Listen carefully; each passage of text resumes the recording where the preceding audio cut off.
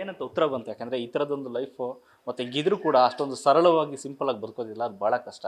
So ಏನಂತ ಹೇಳಿದ್ರು ಅಂತ ಅದಕ್ಕೆ ಉತ್ತರ ಆಗಿ? ಅವರು ನನಗೆ ಮೊದಲನೇ ಸಲಹೆ ಕೊಟ್ಟಿದ್ದೇನೆಂದರೆ ಬಟ್ಟೆಗಳ ಬಗ್ಗೆ. ಈಗ ನಾವು ಯಂಗ್ಸ್ಟರ್ಸ್ ಆಗಿರ್ಬೋದು, ಆರ್ಟಿಸ್ಟ್ ಆಗಿರ್ಬೋದು, ಎಲ್ಲದಕ್ಕಿಂತ ಜಾಸ್ತಿ ಹುಡುಗಿ ಅಂದರೆ ಒಂದು ಬಟ್ಟೆ ಹಾಕಿದ್ರೆ ಅವರಿಗೆ ಮತ್ತೆ ರಿಪೀಟ್ ಮಾಡೋದಕ್ಕೆ ಇಷ್ಟ ಆಗಲ್ಲ. ಹೊಸ ಹೊಸ ಬಟ್ಟೆಗಳು ತೊಗೊಳ್ಬೇಕು, ಎಷ್ಟೇ ಇದ್ದರೂ ಸಾಕಾಗಲ್ಲ. ಅದು ಎಲ್ರದ್ದು ಗುಣ ಅಲ್ಲ. ಅವ್ರು ಹೇಳಿದ್ದೇನೆಂದರೆ, ಕಂದ ನೀನು ಬಟ್ಟೆಗಳನ್ನ ದುಡ್ಡು ಹಾಕಿ ತೊಗೊಂಡು ಅದನ್ನು ವೇಸ್ಟ್ ಮಾಡೋ ಬದಲು ಒಂದು ಕೆಲಸ ಮಾಡು, ಎಲ್ಲದನ್ನು ಏನು ಯೂಸ್ ಮಾಡಿರ್ತೀಯ ಅದನ್ನು ತೆಗೆದಿಟ್ಬಿಡು. ಒಂದು 6 ತಿಂಗಳಾದಮೇಲೆ ನಿಂಗೆ ಅದನ್ನು ನೋಡಿದ್ರೆ ನಿಂಗೆ ಅದು ಹೊಸದೇ ಅನಿಸುತ್ತೆ. ಸೊ ಅವಾಗ ನೀನು ಅಷ್ಟೇ ಖುಷಿಯಿಂದ ಹಾಕ್ಕೊಳ್ತೀಯ. ಸುಮ್ಮನೆ ಅದನ್ನು ಕೊಡೋ ಬದಲು, ಪದೇ ಪದೇ ತೊಗೊಳ್ಳೋ ಬದಲು ಎಷ್ಟೇ ಇದ್ರೂ ತೆಗೆದಿಟ್ಬಿಡು. 6 ತಿಂಗಳು, ವರ್ಷ ಆದಮೇಲೆ ನಿನಗೆ ಅದೇ ಮತ್ತೆ ಹೊಸದು ಅನಿಸುತ್ತೆ, ಅವಾಗ ಹಾಕ್ಕೋಬೋದು ಅಂತ ಹೇಳಿದರು. ಅದು ಈಗಲೂ ನಾನು ಅದನ್ನೇ ಮಾಡ್ತೀನಿ. ಹಾಗಾಗಿ ನಾನು ತುಂಬ ಬಟ್ಟೆಗಳನ್ನ ರಿಪೀಟ್ ಕೂಡ ಮಾಡ್ತೀನಿ. ಅದೊಂದು ಮೇಜರ್ ಸಲಹೆ ಅವ್ರು ನನಗೆ ಕೊಟ್ಟಿದ್ದು. ಹಾಗಾಗಿ ಅವ್ರು ತುಂಬ ವರ್ಷಗಳ ಸೀರೆಗಳಾಗಿರ್ಬೋದು, ಡ್ರೆಸ್ಗಳಾಗಿರ್ಬೋದು ಹಾಗೆ ಇಟ್ಕೊಂಡಿದ್ರು. ಆಮೇಲೆ ಆಗಿನವರೆಲ್ಲ ಆಗಿನವ್ರಂದರೆ ತುಂಬ ಹಳಬ್ರಂತಲ್ಲ, ಅದೊಂದು ಗುಣ ಅಂದರೆ ಅನಗತ್ಯವಾಗಿ ವ್ಯರ್ಥ ಮಾಡಬಾರ್ದು ಯಾವುದನ್ನು ಅನ್ನೋ ರೀತಿ. ಅಷ್ಟು ಸರಳ ವ್ಯಕ್ತಿ, ನೀವು ನೋಡಿದರೆ ಹೇಳ್ಬೋದು ಹೆಂಗೆ ಇಷ್ಟು ಸರಳವಾಗಿ ಇರೋದಕ್ಕಾಗತ್ತೆ ಅಂತ. ಅದು ಒಂದು. ಮತ್ತು ಇನ್ನೊಂದು, ನನಗೆ ಒಂದು ಸಮಸ್ಯೆ ಇತ್ತು ಆ್ಯಕ್ಚುಲಿ ಚಿಕ್ಕ ವಯಸ್ಸಿಂದ. ಏನಂದರೆ ನನಗೆ ದುಡ್ಡು ಕೈಯಲ್ಲಿ ನಿಲ್ತಾ ಇರಲಿಲ್ಲ, ಆಯಿತಾ. ಎಷ್ಟೇ ದುಡ್ಡಿದ್ರೂ ಖರ್ಚು ಮಾಡಬೇಕು. ಅನಗತ್ಯವಾಗಿರೋ ವಸ್ತುಗಳು ಅದನ್ನು ಯೋಚನೆ ಮಾಡಿ ತೊಗೊಳ್ತಾ ಇರಲಿಲ್ಲ ನಾನು, ತೊಗೋಬೋದಾ ಬೇಡವಾ ಅಂತ ಹೇಳಿಬಿಟ್ಟು. ಅದು ಒಂದು ನಾನು ಲಾಸ್ಟ್ ಇಯರ್ ಅವ್ರ ಜೊತೆಗೆ ಮಾತಾಡಿದಾಗ ಅವ್ರು ಕೊಟ್ಟಿದ್ದ ಮೇಜರ್ ಸಲಹೆ ಏನಂದರೆ, ನೀನು ಒಂದು ಕೆಲಸ ಮಾಡು, ಜರ್ನಲ್ ಸ್ಟಾರ್ಟ್ ಮಾಡು.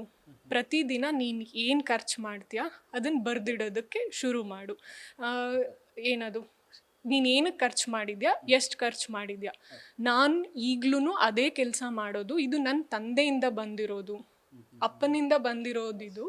ಹಾಗಾಗಿ ನಾನು ನಿನಗೆ ಇದನ್ನು ಹೇಳ್ಕೊಡ್ತಾ ಇದ್ದೀನಿ. ನೀನು ಏನು ಖರ್ಚು ಮಾಡ್ತೀಯ ಅದನ್ನು ಬರೆದಿಡು. ಅಂದರೆ ತಿಂಗಳ ಕೊನೆಯಲ್ಲಿ ನಿನಗೆ ಗೊತ್ತಾಗುತ್ತೆ ನೀನು ಯಾವುದ್ಯಾವುದಕ್ಕೆ ಏನೇನು ಖರ್ಚು ಮಾಡ್ತಿದ್ಯಾ ಅಂತ. ಅದೊಂದು ಸೈಕಾಲಜಿಕಲಿ ವರ್ಕ್ ಆಗುತ್ತೆ. ನಾನು ಇದಕ್ಕಿಷ್ಟು ವ್ಯರ್ಥ ಮಾಡಿದ್ದೀನಿ, ಇದನ್ನು ನಾನು ಕಡಿಮೆ ಮಾಡ್ಕೋಬೇಕು ಅನ್ನೋದು ನಿನಗೆ ಗೊತ್ತಾಗತ್ತೆ ಅಂತ.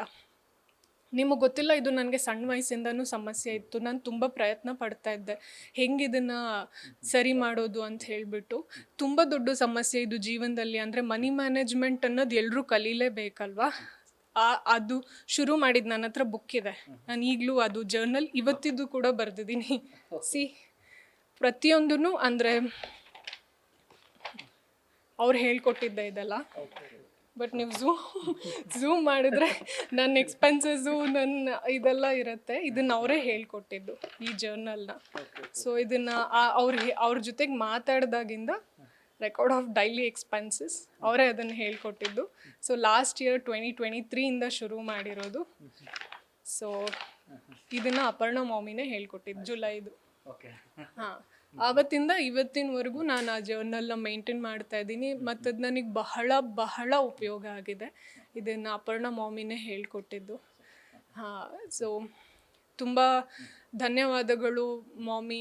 ಇವತ್ತು ನೀವು ನಮ್ಮ ಜೊತೆಗೆ ಇಲ್ಲ ಆದರೆ ನಿಮ್ಮ ವ್ಯಾಲ್ಯೂಸ್ ಆಗಿರ್ಬೋದು, ಮತ್ತು ನೀವು ಹೇಳ್ಕೊಟ್ಟಿರೋ ಸಲಹೆಗಳಾಗಿರಬಹುದು, ಮತ್ತು ಜೀವನ ಶೈಲಿ ಆಗಿರ್ಬೋದು, ಮತ್ತು ಕನ್ನಡಕ್ಕೆ ಮತ್ತು ಕರ್ನಾಟಕಕ್ಕೆ ನೀವು ಕೊಟ್ಟಿರೋ ಕೊಡುಗೆಗಳಾಗಿರ್ಬೋದು, ಯಾವತ್ತೂ ನಮ್ಮ ಜೊತೆ ಇರುತ್ತೆ. ತುಂಬ ಧನ್ಯವಾದ. ಅದರಲ್ಲೂ ಈ ಒಂದು ವಿಚಾರ ನನ್ನ ಜೀವನಕ್ಕೆ ಬಹಳ ಬಹಳ ಬಹಳ ಮುಖ್ಯವಾದದ್ದು, ಮನಿ ಮ್ಯಾನೇಜ್ಮೆಂಟ್ ಅನ್ನೋದು.